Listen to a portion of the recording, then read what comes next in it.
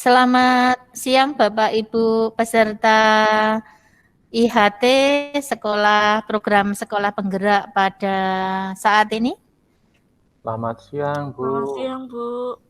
Ya, bagaimana kabar Bapak Ibu? Baik, Bu. Masih semangat? Semangat. Semangat, iya. Kita sudah memasuki hari ke-7 ya pada hari ini. Puji Tuhan kalau sampai saat ini kita masih diizinkan untuk tetap semangat di dalam mengikuti kegiatan IHT kita. Dan baik Bapak Ibu, sebelum kita sesi terlebih dahulu izinkan saya untuk menyampaikan agenda kegiatan kita pada hari ini. Saya mohon izin untuk melakukan share screen ya Bapak Ibu. Nggih, monggo. Nggih. Ya, bagaimana? Sudah bisa dipersani? Sampun, Bu. Sudah, Bu. Sudah. Ya, baik. Kegiatan kita pada hari ini nanti, kita akan membahas mengenai satu bagian dalam kita, yaitu tentang asesmen atau penilaian. Nanti kita akan membaginya di dalam beberapa acara ya. Yang pertama adalah pembukaan, kemudian yang kedua adalah inti yang berisi pemaparan materi, kemudian yang ketiga adalah refleksi terbimbing, yang nanti mungkin akan ada tanya jawab hal-hal yang mungkin perlu kita perdalam lagi. Kemudian yang keempat adalah penutup. Dan pada kegiatan kita hari ini, supaya kegiatan itu nanti berjalan dengan baik, kita akan membuat suatu kesepakatan-kesepakatan yang saya yakin bisa kita laksanakan. Yang pertama nanti apabila ada yang ingin ngendiko atau bertanya, nanti yang lain mendengarkan, atau pada intinya apabila ada yang berbicara, yang lain mendengarkan dulu, baru kemudian memberikan tanggapan supaya apa yang dibicarakan bisa kita dengar dengan jelas maksudnya dan kita bisa memberi tanggapan dengan baik pula. Yang kedua, kesempatan kita adalah kita secara aktif mengikuti kegiatan kita pada hari ini. Bagaimana Bapak Ibu? Apakah ada tambahan atau disetujui untuk agenda kita hari ini? Setuju, Bu. Ya, baik. Baik, kalau memang disetujui, kita akan masuk pada tahap yang pertama, acara pertama pada kegiatan kita hari ini, yaitu pembukaan. Supaya kegiatan kita hari ini berjalan dengan baik dan apa yang kita lakukan ini bermanfaat bagi kita, sehingga kita nanti juga bisa bermanfaat bagi orang lain, kita akan memulai kegiatan kita dengan berdoa bersama menurut agama dan kepercayaan kita masing-masing. Oleh karena itu, berdoa saya persilahkan.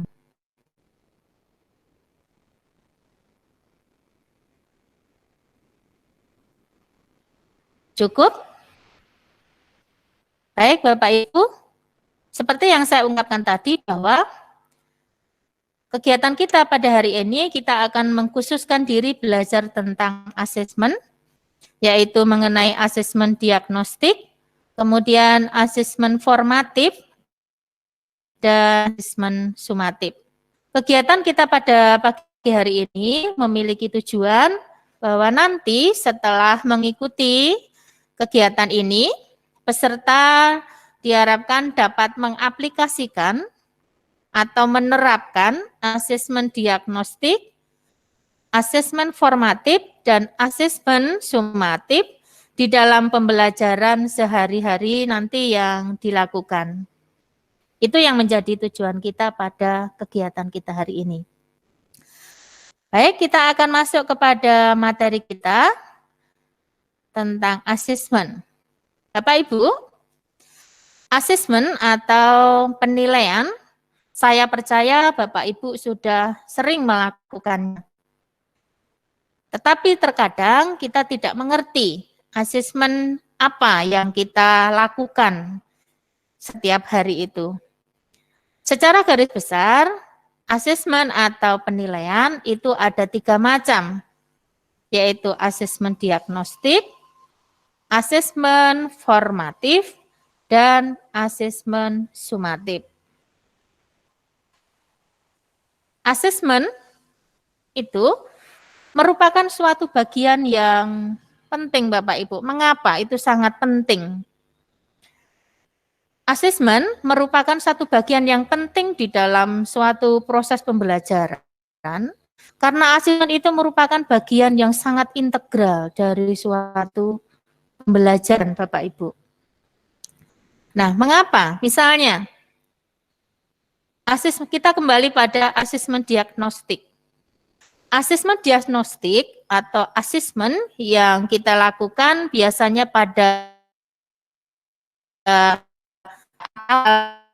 ketika kita mau memulai belajar, merupakan evaluasi yang kita gunakan untuk merefleksi dari kondisi siswa yang kita libatkan di dalam pembelajaran kita. Dari asesmen diagnostis ini kita akan bisa tahu bagaimana keadaan awal, seberapa modal dari anak didik kita di dalam materi yang akan kita sampaikan itu.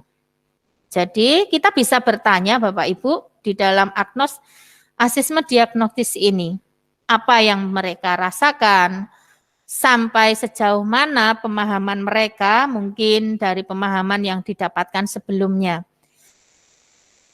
Sehingga dengan asesmen kita dapat menentukan pendekatan atau metode pembelajaran yang dapat kita lakukan sehingga tujuan pembelajaran kita bisa tercapai dan prosesnya dapat berjalan dengan efektif.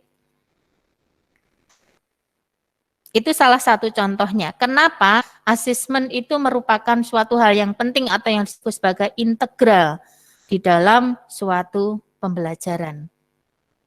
Baik, kita akan melanjutkannya.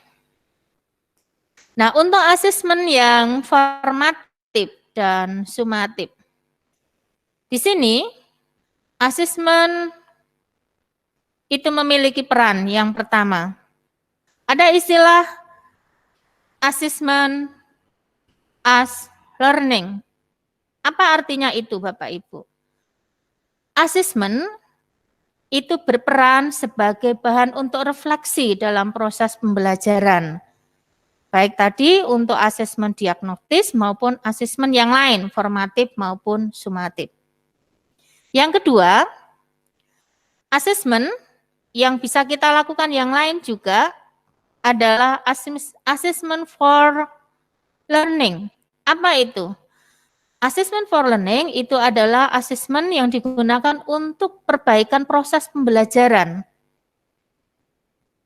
Dan yang ketiga adalah assessment of learning, yaitu asesmen atau penilaian sebagai bahan evaluasi pada akhir proses pembelajaran itu.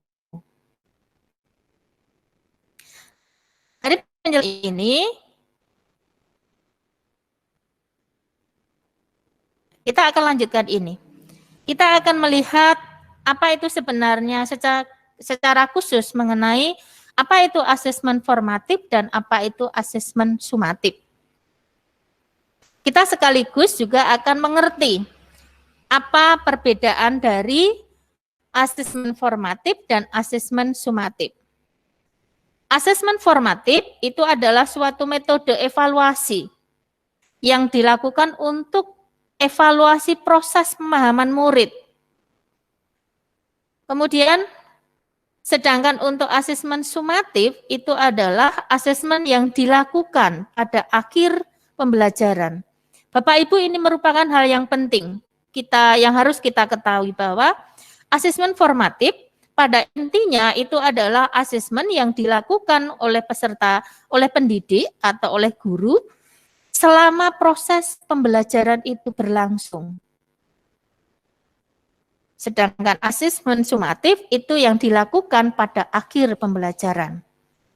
Yang kedua, asesmen formatif memantau pembelajaran murid dan memberi umpan balik yang berkala dan berkelanjutan.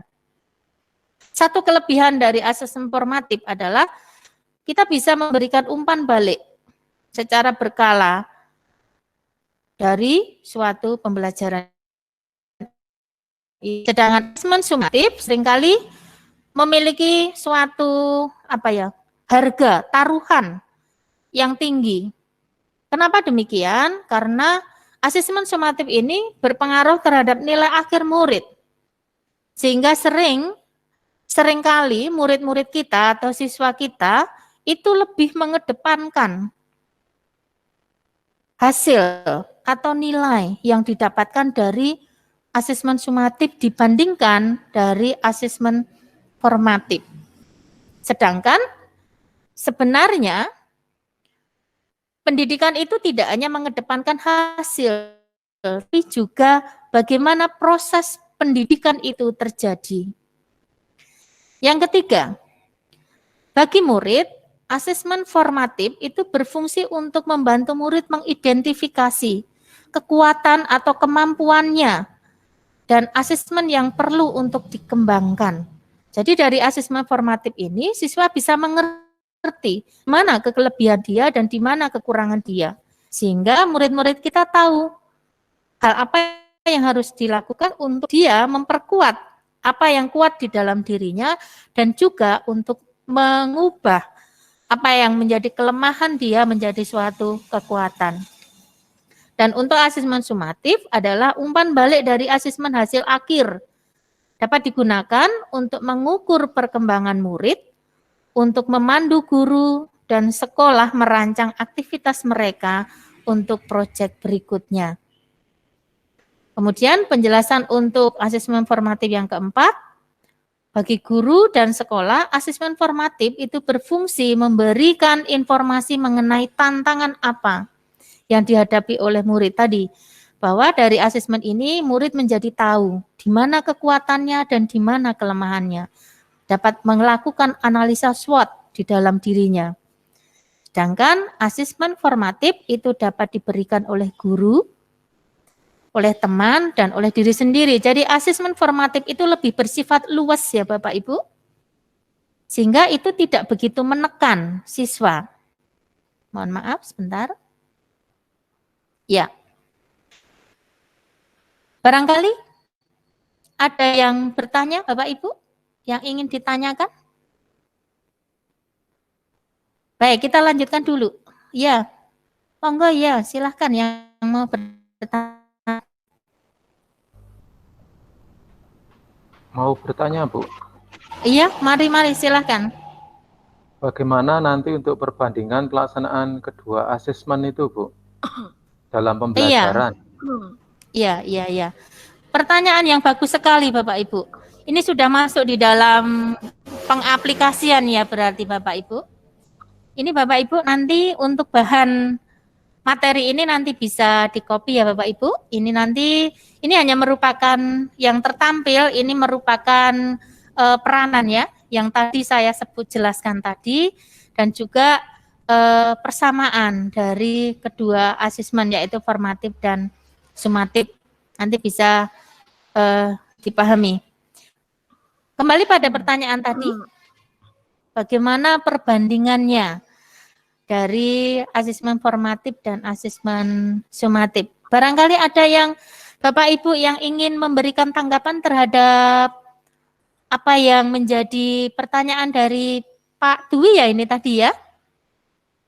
Bu, nggih kula, Bu. Ya.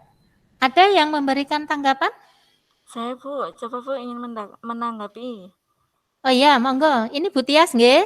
Nggih. Ya, monggo Bu Tias. Waktu saya berikan sepenuhnya. Ya, terima kasih atas waktu yang telah diberikan kepada saya untuk menanggapi pertanyaan dari Pak Dwi tadi. itu sesuai dengan prinsip paradigma baru dalam pendidikan, yaitu tentang pembelajaran yang memerdekakan peserta didik dan profil pelajar Pancasila. Maka asesmen formatif diberikan lebih besar daripada asesmen sumatif. Mungkin seperti itu, Bu, Pak, dari saya. Terima kasih atas waktunya. Waktunya saya kembalikan kepada Bu Is lagi. Terima kasih. Oh iya, bagus sekali Bu Tias untuk tanggapannya dan tepat sekali. Memang benar. Ini saya sampaikan dulu ya Bapak Ibu. Mungkin untuk sistem pendidikan kita saat ini yang terjadi Bapak Ibu. Bahwa penekanan asesmen kita selama ini lebih kepada assessment of learning. Asesmen yang dilakukan di akhir pembelajaran atau yang sering disebut sebagai assessment of learning. Ini sebenarnya ada dua segitiga besar ya Bapak Ibu. Yang saya gambar lebih besar, segitiga lebih besar, ini menyatakan bahwa inilah yang sering dilakukan oleh para pendidik yang saat di Indonesia. Sedangkan dua asesmen yang lain, yaitu assessment as learning dan assessment for learning, ini memiliki porsi yang sangat kecil Bapak Ibu. Sehingga seringkali kejadian seperti yang saya jelaskan tadi,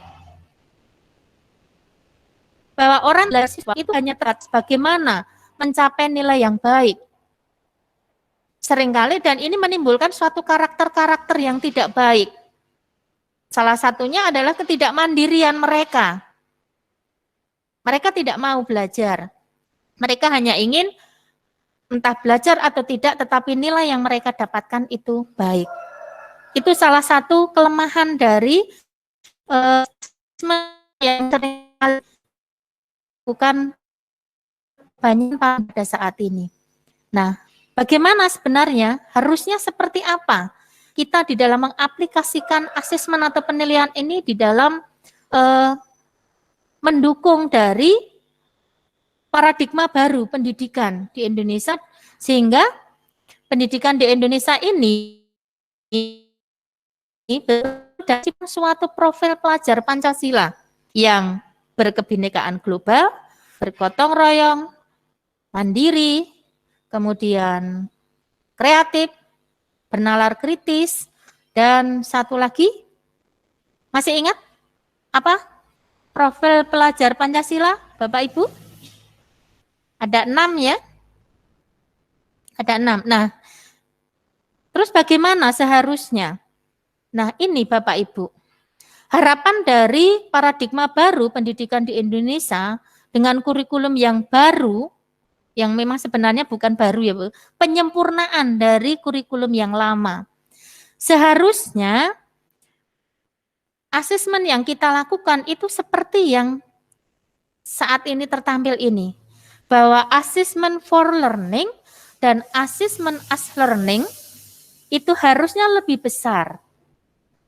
Kita lakukan lebih sering jika dibandingkan dengan assessment of learning. Ya. Nah, ini tadi. Mengapa? Alasannya apa? Kenapa assessment for dan as learning harus mendapatkan porsi yang besar? Kenapa assessment yang sifatnya formatif itu harus sering dilakukan oleh para pendidik kita di negara ini di dalam mewujudkan paradigma baru pendidikan di Indonesia dan profil pelajar Pancasila? Alasan yang pertama adalah bahwa asesmen formatif itu menitik beratkan pada proses.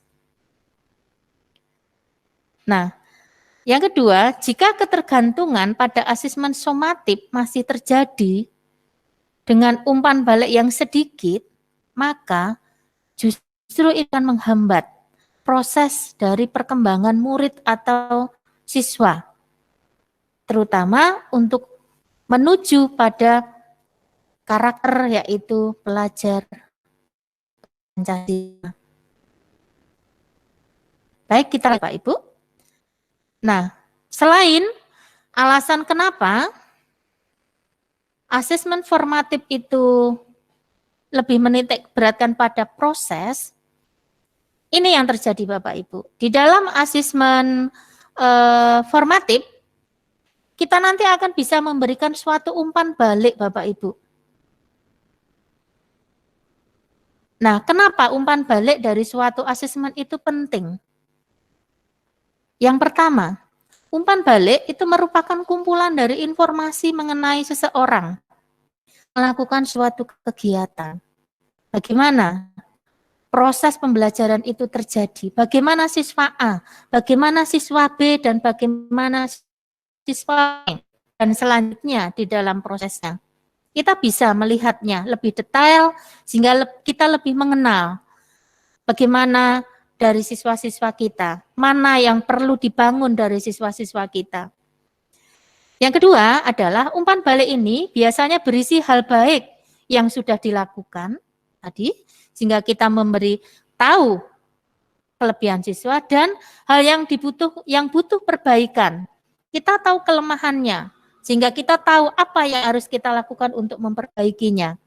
Dan hal yang bisa dikembangkan untuk aktivitas selanjutnya. Jadi umpan balik ini nanti akan berguna bagi guru maupun berguna bagi guru. Ini tadi memberikan informasi perkembangan murid atau peserta didik dan untuk memodifikasi pengajaran dan pembelajaran di masa depan.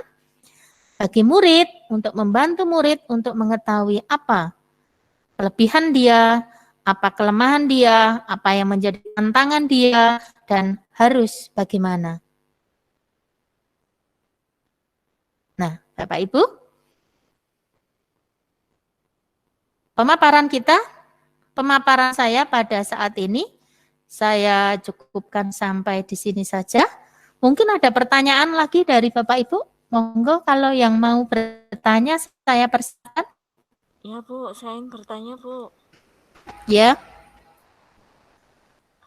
Nih ya, apakah asesmen sumatif yang dilaksanakan seperti pretest ataupun potes? Nah, apakah kedua macam tes atau evaluasi ini bisa dikategorikan sebagai asesmen formatif atau sumatif? Maksudnya seperti Ya. itu? Iya, pertanyaan yang bagus sekali Ibu Tias. Kembali Bapak Ibu, saya tawarkan kepada audiens, barangkali ada Bapak atau Ibu yang mau memberikan tanggapan dulu. Mari saya persilahkan.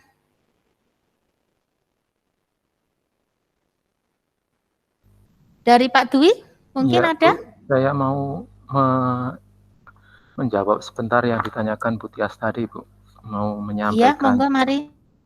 Untuk pretest dan post-test itu dapat dikategorikan sebagai tes formatif karena hasilnya dapat digunakan sebagai bahan evaluasi bagi guru untuk melakukan refleksi dalam perbaikan pada pembelajaran berikutnya. Demikian Bu, jawaban dari saya. Matur nuwun. Iya. Ya, terima kasih untuk Pak Dwi. Bagus sekali untuk tanggapannya. Betul Bapak Ibu bahwa mungkin seringkali kita mengadakan pretest dan post-test. Sebenarnya kedua tes yang sering kita lakukan ini dari yang sering ini kita bisa mengambil dua manfaat Bapak Ibu. Yang pertama, kita bisa, ini yang perlu saya tambahkan dari tanggapan dari Pak Dwi tadi. Yang pertama, dari tes pretest dan post-test yang mungkin sering ya kita lakukan, itu mengandung beban siswa. Merupakan tes sumatif juga.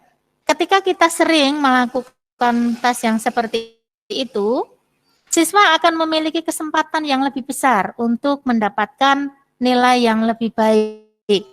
Karena di situ, ini kalau ditinjau dari asesmen sumatif. Sehingga beban siswa itu pun juga dapat diringankan. Mereka tidak begitu tertekan dengan barangkali mungkin ada Bapak Ibu yang mengadakan tes itu hanya sekali pada akhir KD saja. Seperti itu. Kemudian pretest dan posttest itu juga bisa merupakan asesmen formatif. Kenapa Bapak Ibu? Karena kita tahu hasil dari tes pretest ini, kita bisa mengevaluasi. Misalnya ada anak yang memiliki nilai yang mungkin kebanyakan kurang bagus. Nah, untuk kita itu bisa kita gunakan juga untuk mengevaluasi apakah sistem pembelajaran yang sudah kita lakukan sebelumnya itu tepat. Sehingga untuk pada pembelajaran berikutnya kita bisa mencari solusi yang baru yang mungkin berbeda dengan yang sebelumnya, dalam arti mungkin di dalam pembahasan lain. Itu yang perlu saya tambahkan Pak Dwi untuk jawabannya. Seperti itu. Baik. Masih adakah yang ingin menanggapi atau mungkin memberikan tambahan begitu? Tidak, Bu, sudah cukup. Tidak. Sampun, Bu. Baik, baik. Kalau memang tidak ada lagi, sampailah kita akan menyimpulkan ya, bersama-sama, secara bersama-sama, yang sudah kita bahas pada kegiatan kita pada hari ini.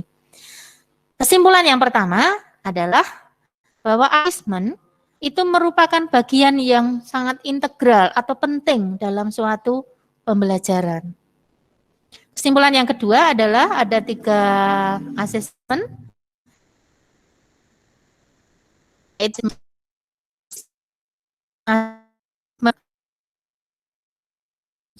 Kesimpulan yang ketiga, paradigma baru pendidikan di Indonesia diharapkan para pendidik itu melaksanakan asesmen for learning dan asesmen as learning itu lebih banyak jika dibandingkan dengan assessment of learning. Demikian Bapak Ibu kesimpulan yang bisa saya sampaikan. Dan akhirnya saya mengucapkan terima kasih. Dan kita akan memasuki tahap dari atau agenda kita yang terakhir, yaitu kita akan menutup hari ini. Dan untuk menyatakan syukur kita bahwa kita sudah bisa melalui sesi dengan kita akan di dalam doa.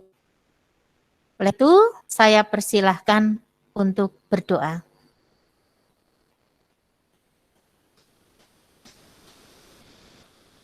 Cukup, Bapak Ibu?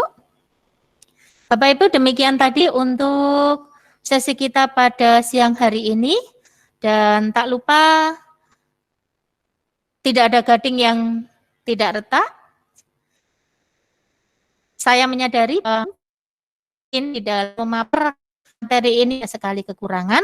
Oleh karena itu, saya mohon maaf yang sebesar-besarnya. Dan akhirnya saya ucapkan bertemu kembali kegiatan kita yang akan datang. Demikian.